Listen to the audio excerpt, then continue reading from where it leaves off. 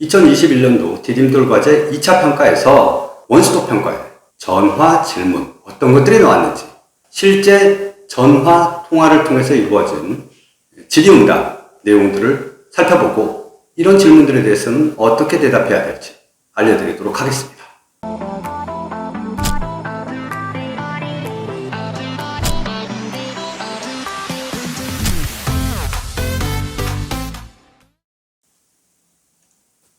안녕하세요. 창업과 창직의 모든 것 창창TV의 허주입니다. 2021년도 코로나로 인해서 사회에 여러 가지 변화들이 있었지만 정부 R&D, 연구개발 과제 평가에서도 이 코로나 시국은 굉장히 많은 영향을 미쳤습니다.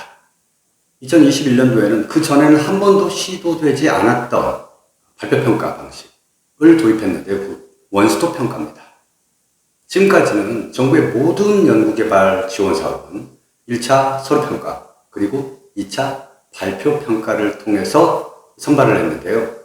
올해 2021년도에는 경기가 너무 안 좋으니까 신청자도 너무 많았고 중기부에서 중소기업들 지원하는 지원금들을 여러 군데 내보내다 보니까 예산이 부족해서 선발하는 기업의 개수도 확 줄었습니다.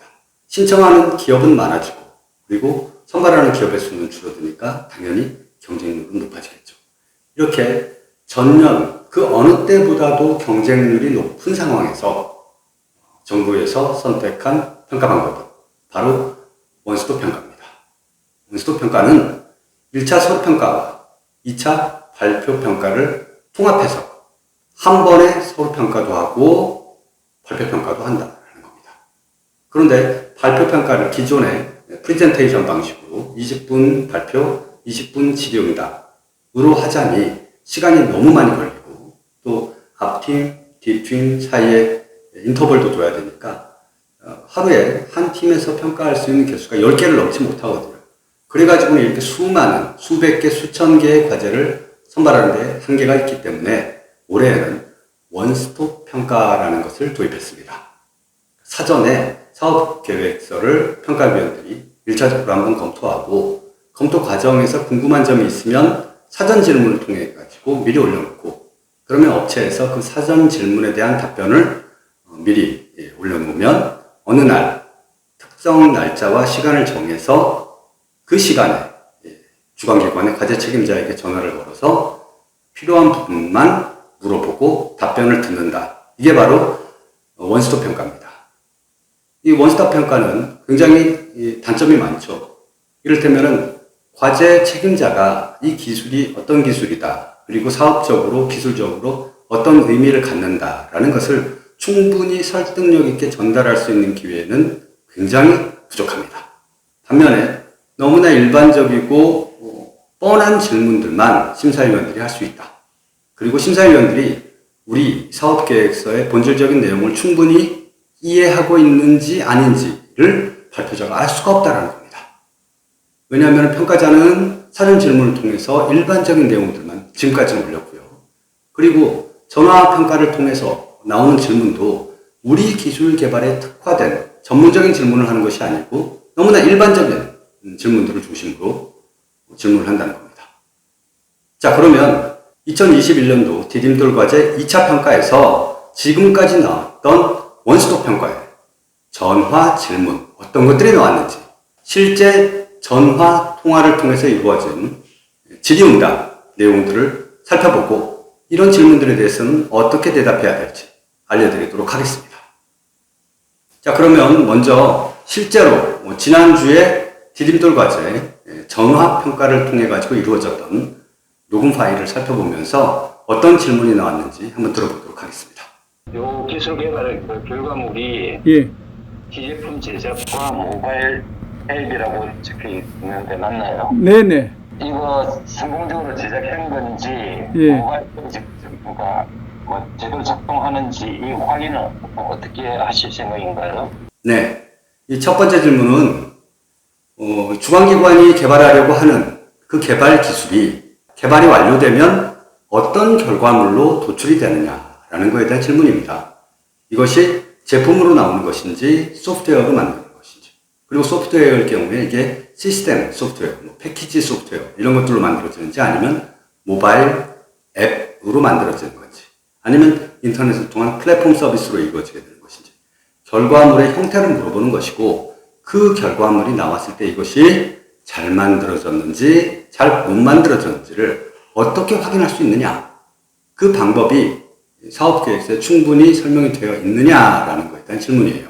자, 이런 질문이 나올 때는 기업 쪽에서 대답할 때 신경 써야 될 부분은 뭐냐면은, 우리가 개발하려고 하는 것이 하드웨어면 하드웨어다, 소프트웨어면 소프트웨어다, 그리고 하드웨어면 그 하드웨어 전체에서 어떤 부분을 개발하게 되는지, 제품 전체, 완제품을 개발하게 되는 것인지, 아니면 완제품에 들어가는 특정 모듈이나 부품, 아니면 요소를 개발하는 것인지에 대해서 충분히 전달을 해주셔야 되고, 소프트웨어일 경우에는 이것이 모바일 앱인지 아니면 인터넷을 통해서 이루어지는 웹 서비스인지를 설명을 해줘야 되고, 만약에 인터넷을 통한 플랫폼, 웹 서비스일 경우에는 이것이 단지 홈페이지 만드는 수준의 기술이 아니라 플랫폼이라든지 AI 이런 기술들을 적용해가지고 복잡한 기술을 구현해내는 중요한 작업이다라는 것을 충분히 설득력 있게 전달해 줘야 됩니다.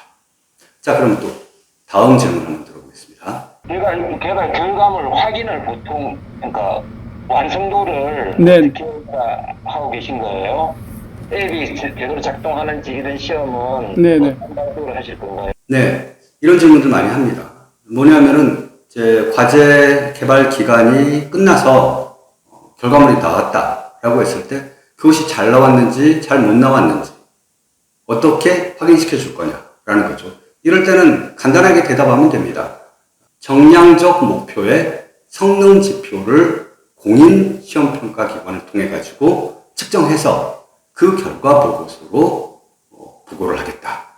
그러면 이제 객관적인 신뢰도를 얻는 평가 결과가 입증을 해주기 때문에 누구나 믿을 수 있는 객관적인 검증 과정이 될 수 있을 것이다 라고 얘기를 해주시면 됩니다. 자, 다음 또 질문 한번 들어보겠습니다. 성능 지표 및 측정 방법을 갖다 제시하신 적이 있어요? 제시해 주셨는데 네네네네. 거기에 지금 6개 항목을 주셨잖아요. 네네네. 새로 하시는 건가요? 아니면 이것도 공인기관에다가 맡겨서 하시겠다는 건가요? 네, 모든 정부의 연구개발 지원 사업 평가에서는 이 성능 지표에 관한 질문은 반드시 나옵니다.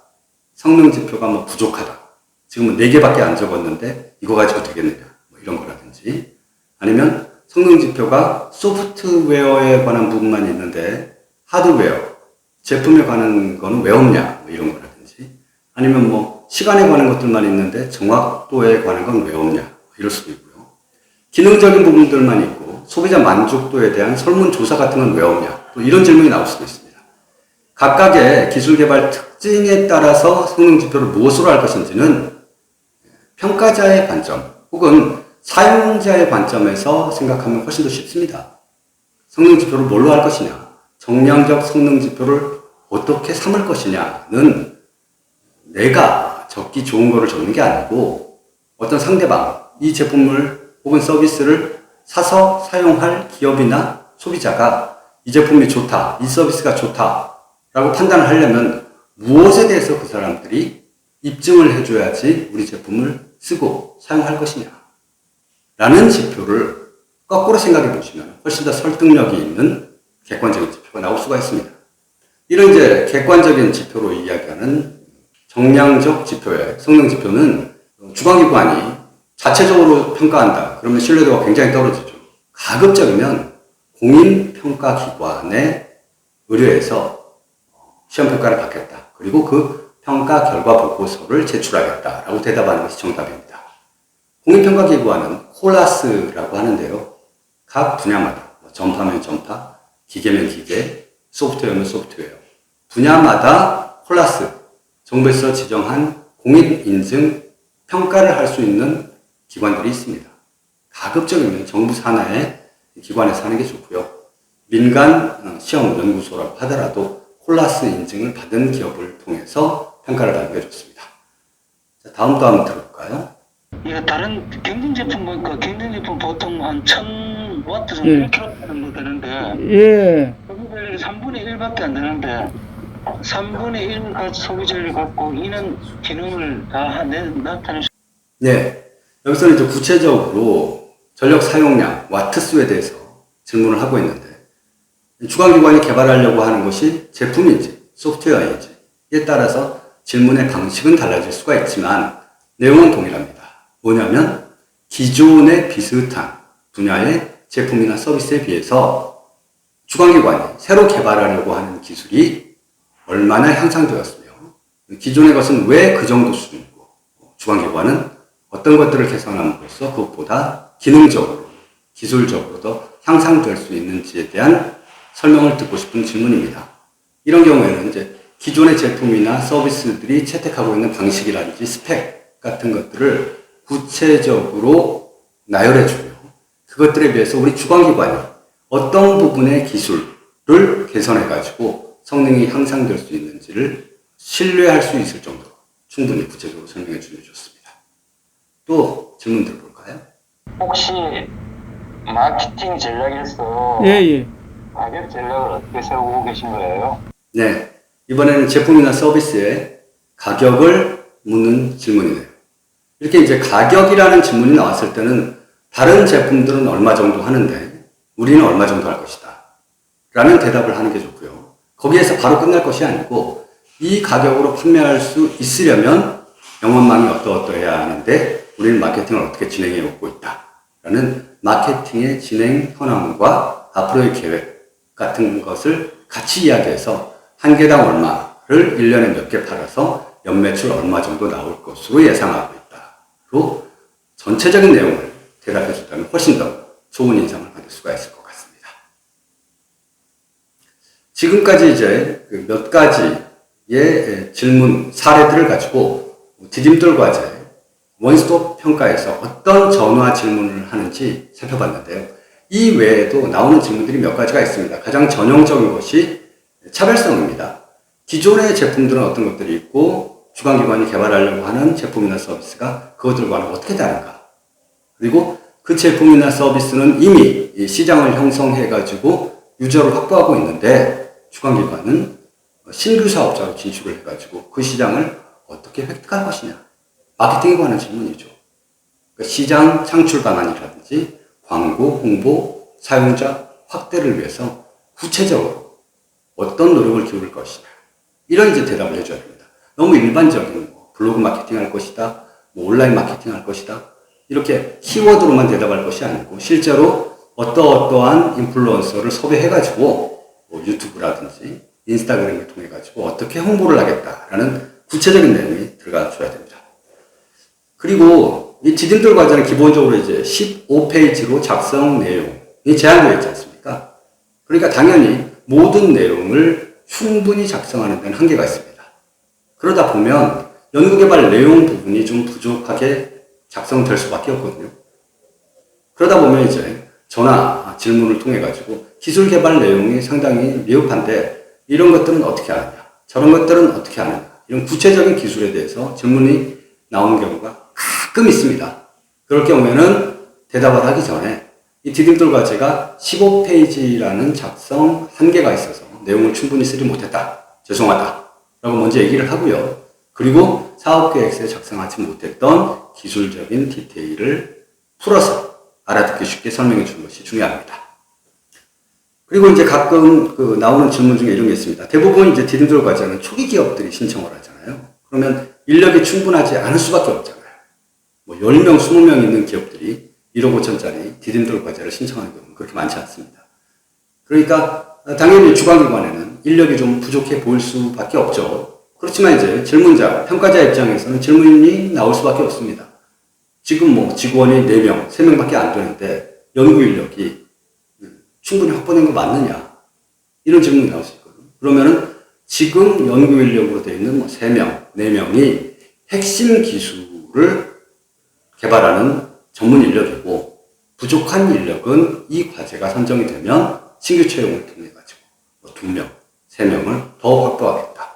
그리고 우리 힘만으로 부족한 것은 참여기업이 있다면 참여기업을 통해서 도움을 받을 것이고 만약에 참여기업이 없는 과제라면 협력 네트워크를 통해서 어떤 분야는 어떤 기업, 어떤 분야는 어떤 대학 이런 데서 상호적으로 도움을 받아가지고 기술 개발을 충분히 이끌어내려고 한다. 그리고 무엇보다도 대표자나 과제 책임자가 이러이러한 기술, 이러이러한 산업 분야에서는 오랜 경험을 가지고 있는 전문가다라는 것을 꼭 어필하시기 바랍니다. 네, 지금까지 대략적으로 디딤돌 과제 원스톱 평가에서 전화 질의를 통해서 어떤 질문들이 나오는지를 살펴봤는데요. 아무래도 하루에 수십 개의 과제를 평가해야 되는 심사위원들의 현실적인 문제 때문에 각각의 기업들의 과제 내용을 디테일하게 알고 질문하는 경우는 별로 없습니다. 그러니까 내가 개발하려고 하는 기술을 나는 알고 있지만 심사위원은 전혀 모른다라는 생각을 가지고 가급적이면 알아듣기 쉽게, 그리고 기존의 다른 제품이나 서비스들과 비교하면서 우리가 만들려고 하는 기술이 그들과 어떻게 다른지, 그리고 무엇이 더 나은지를 충분히 강조하면서 대답을 하시기 바랍니다. 대부분 5분에서 10분 사이에 끝나기 때문에 말을 너무 길게 하면은 중간에 끊길 수밖에 없습니다.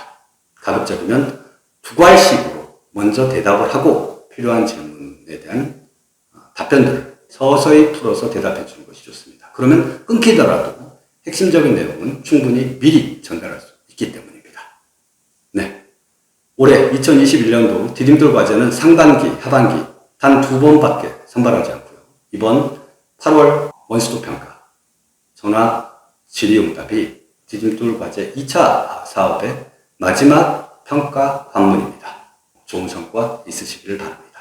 지금까지 창업과 창직의 모든 것, 창창TV의 허준이었습니다.